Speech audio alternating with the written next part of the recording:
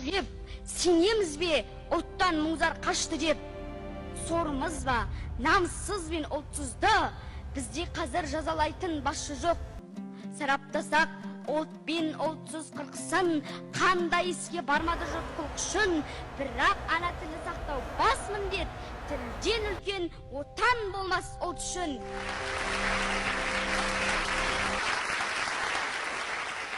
Намсыз ел айналмай ма сорлыға, қайсар басшы өнегесін қорғыла, өз ұлтына тасатқанда шалқып жүр, абақтыға жабылудың орнына.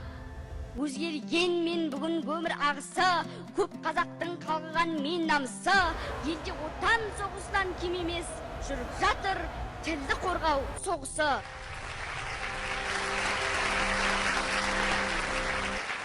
Әр халықтың ойына сай бой бар, бойсызға да қатал талап қойылар. Қазақ тілі, қазақ халқы деген сөз, тілін қорғай алмаған ұлт жойылар. Тілін қорғай алмаған ұлт санасыз, қасиетсіз, құдіретсіз, панасыз, мақсат тұтып тек қарынның мүддесін, ғұмыр кешер ұлтсыз рухи анасыз.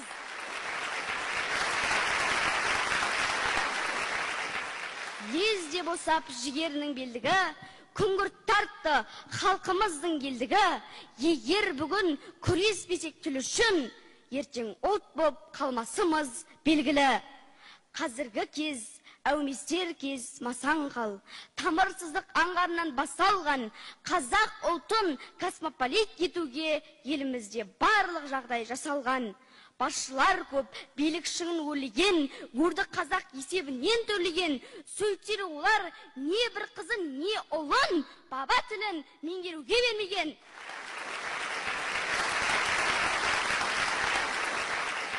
Тілін, ұлтын сатқан адам оңбай ма, әлде биік лауазымға самғай ма?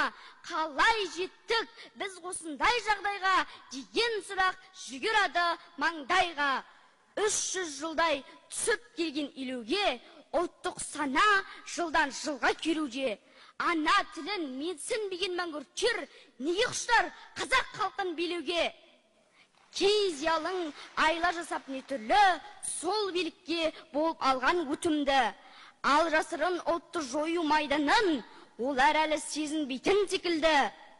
Қыраннан да асқақтатып тауықты, мадақтайтын ақын жыршы қауіпті.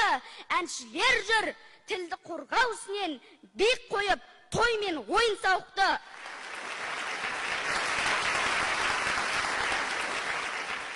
Жанын күйттеп, ұлттан шеттеп қалғандар, бәлкім үркек, қорқақтарын талғандар.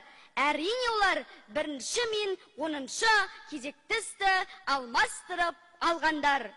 Рухсыз күш өмір сүрмес желіксіз, шыншыл тұлға көп жағдайда серіксіз, сан ғасырлық намыссыздар сабағын сондықтан да еске аламыз еріксіз. Мәңгүрттеніп алшақ қонған арнан, дарындар бар атын әлем таныған, жүрегінде ұлттық намыс болмаса, ол дарынның жоқ жақсы барынан.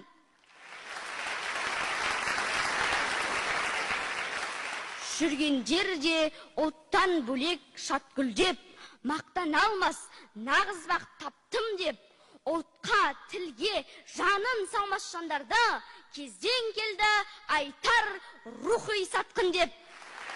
Баба рухтың сенім шамасынғандай, намыс өшкен кезең еді бұл қандай. Бабаң ұлттан, тілден қашқан қазаққа жер астынан лағнет айтып тұрғандай.